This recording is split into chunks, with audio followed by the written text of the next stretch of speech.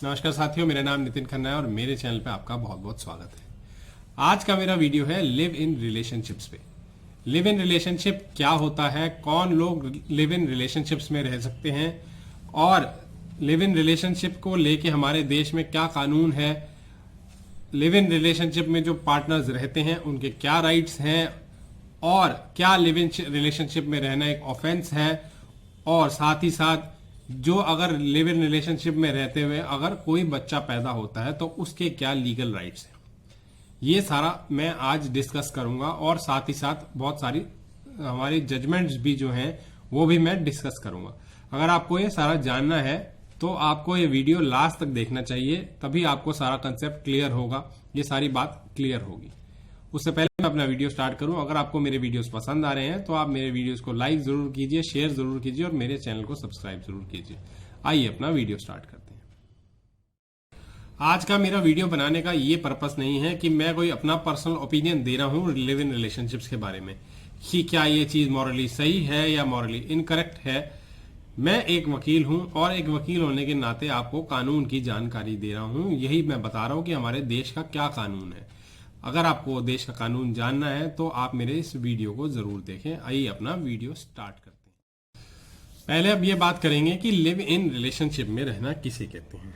जब दो अडल्ट्स जो मैरिजेबल एज के होते हैं अपनी मर्जी से, कंसेंट से एक दूसरे के साथ पति पत्नी की तरह रहते हैं बगैर शादी किए, तो उसे लिव इन रिलेशनशिप में रहना कहते हैं। अब जिन जिन लोगों में शादी हुई होती है, मैरिज हुई होती है, जो पति पत्नी मैरिज के बाद होते हैं, वो जो रहते हैं साथ में, तो उनसे रिलेशन में हमारे देश में बहुत सारे कानून हैं। मैरिज से रिलेशन में भी, डाइवोर्स से रिलेशनशिप में भी, मेंटेनेंस से रिलेशनशिप में भी। लेकिन यदि हम बात करें कि जो लिव इन पार्टनर्स होते हैं, लिव इन रिलेशनशिप के अंदर रहते हैं, उनसे रिलेटेड कोई कानून है कि नहीं है हमारे देश में, और अगर हमें इन सबके राइट्स के बारे में जानना हो लिव इन पार्टनर्स के, कि लिव इन पार्टनर्स के साथ में रहने वालों के क्या क्या राइट्स हैं, उनके बच्चों के क्या राइट्स हैं, कोई साथ में रहना ऑफेंस है कि नहीं है, तो ऐसा हमारे देश में लिव इन पार्टनर्स के लिए कोई कानून नहीं बना है अभी तक। तो उसके लिए हमें कोर्ट्स की जजमेंट्स की तरफ ही देखना पड़ता है। वहीं से हमें कानून पता चलता है कि लिव इन रिलेशनशिप बेसिकली है क्या और पार्टनर्स के क्या राइट्स हैं, बच्चों के क्या राइट्स हैं, ये सब ऑफेंस है कि नहीं है। इन सब के लिए जानने के लिए हमें अपनी ऑनरेबल सुप्रीम कोर्ट और हाई कोर्ट्स की जजमेंट्स को ही देखना पड़ता है। आइए मैं एक एक करके आपको कंसेप्ट क्लियर करता हूं। जो ये लिव इन रिलेशनशिप्स का कंसेप्ट है, ये वेस्टर्न कंट्रीज से ही आया है, वेस्टर्न कल्चर से आया है, और हमारी इंडियन सोसाइटी इसको बहुत अच्छे नजरिए से नहीं देखती है। लेकिन आज के दिन बहुत सारे इंडिया के अंदर ऐसे कपल्स हैं जो लिव इन रिलेशनशिप में ही रहते हैं। तो मेरे को एज अ लॉयर बहुत सारे ऐसी क्वेरीज आती हैं कि लिव इन रिलेशनशिप में रहना कोई ऑफेंस तो नहीं है क्या, उनको पुलिस तो नहीं अरेस्ट कर सकती, और क्या वो साथ में रह सकते हैं कि नहीं रह सकते हैं, इस पर क्या कानून है। तो मैं आपको ये बताना चाहूंगा कि जो मैरिजेबल एज के अडल्ट हैं, कपल की तरह अगर पति पत्नी की तरह रहते हैं, एक फीमेल और मेल, तो अगर वो आपसी कंसेंट से रह रहे हैं, अपनी मर्जी से रह रहे हैं, तो ये ऑफेंस नहीं है इंडिया के अंदर। अब इसके रिलेशन में लॉ तो है नहीं, तो मैं आपको सारी जजमेंट्स दिखा देता हूं, जो इससे आपको ये सारा कंसेप्ट क्लियर हो जाएगा। आइए मैं आपको जजमेंट पे सीधा ले चलता हूँ। पहली जजमेंट है Kamini Devi and others versus state of UP and others. Para number 2 ये बताता है कि जो कामिनी देवी है लेडी, वो मेजर है और 24 साल की है, और पेटिशनर नंबर 2 जो है वो 28 साल का है।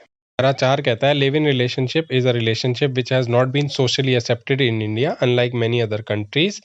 इन Supreme Court judgement it was observed that a live-in relationship between two consenting adults of heterosexual sex does not amount to any offense even though it may be perceived as immoral. Para 6 कहता है apart from the same honorable apex court in a long line of decisions have settled law that where a boy and a girl are major and they are living with, their free will, then nobody including their parents have authority to interfere with their living together. और ये सारी judgements का mention किया गया है। Para 10 कहता है कि petitioners are liberty to live together and no person shall be permitted to interfere in their peaceful living as a right to life is a fundamental right enshrined under Article 21 of the Constitution, in which it is provided that no person shall be deprived of his right to life and personal liberty. और इसके अंदर police को in couple को protection देने की बात भी कही गई है। दूसरी जजमेंट ये सुप्रीम कोर्ट की है, Nand Kumar versus state of Kerala.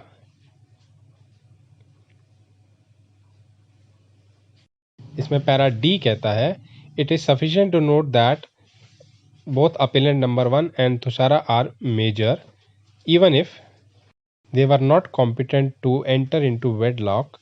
They have right to live together even outside wedlock.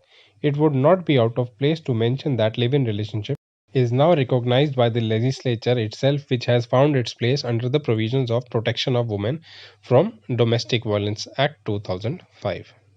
Para 10 कहता है, it needs no special emphasis to state that attaining the age of majority in an individual life has its own significance. He is entitled to make her his choice. The courts cannot, as long as choice remains, assume the role of parents patriae. तो ये तो judgements थी कि हमारे देश में live in relationship में रहना इन परिस्थितियों में ऑफेंस नहीं है। ये जजमेंट्स क्लियर करती हैं। अब बात करेंगे कि क्या लिव इन पार्टनर जो है वो मेंटेनेंस के लिए एंटाइटल्ड है कि नहीं है। इसके रिलेशन में क्या जजमेंट है ये भी मैं आपको दिखा देता हूं। आइए जजमेंट देखिए। Supreme court of India D Velusamy versus D Patchaimal. Para 20 कहता है, having noted the above relevant provision in the protection of women from domestic violence act, we may point out that expression domestic relationships includes not only the relationship of marriage but also a relationship in the nature of marriage. The question therefore arises as to what is the meaning of expression a relationship in the nature of marriage. Unfortunately, this expression has not been defined in the act. Since there is no direct decision of this court on the interpretation of this expression, we think it necessary to interpret it because a large number of cases will be coming up before courts in our country on this point. Hence, an authoritative decision is required. Para 22 कहता है, it seems to us that in the aforesaid Act of 2005, Parliament has taken notice of a new social phenomenon which has emerged in our country known as live-in relationship. This new relationship is still rare in our country and is sometimes found in big urban cities in India, but it is very common in North America and Europe. When a wife is deserted, in most countries the law provides for maintenance to her by her husband, which is called alimony. However, earlier there was no law relating to providing for maintenance to a woman who was having a live-in relationship with a man without being married to him and was then deserted by him. 33 कहता है, in our opinion, relationship in the nature of marriage is akin to a common law marriage. Common law marriage requires that although not being formally married, the couple must hold themselves out to society as being akin to spouses. They must be of legal age to marry. They must be otherwise qualified to enter into a legal marriage, including being unmarried. They must have voluntarily cohabited and held themselves out to the world as being akin to spouses for a significant period of time. तो ये चार चीज़ें बहुत ज़रूरी हैं। 34 कहता है, in our opinion, not all live-in relationships will amount to relationship in the nature of marriage to get benefit of the act. To get such benefit, the conditions mentioned by us above must be satisfied, and this has to be proved by evidence. If a man has a keep whom he maintains financially and uses mainly for sexual purpose and or as servant, it would not, in our opinion, be a relationship in the nature of marriage. No doubt, the view we are taking would exclude many women who have had a live-in relationship from the benefit of the act, but then it is not for this court to legislate or amend the law. Parliament has used the expression relationship in the nature of marriage and not live-in relationship. The court in the garb of interpretation cannot change the language of the statute. तो अब ये बात हो गई judgement के हिसाब से maintenance पे, कि मेंटेनेंस के लिए एंटाइटलमेंट है कि नहीं है, और है तो कैसे है।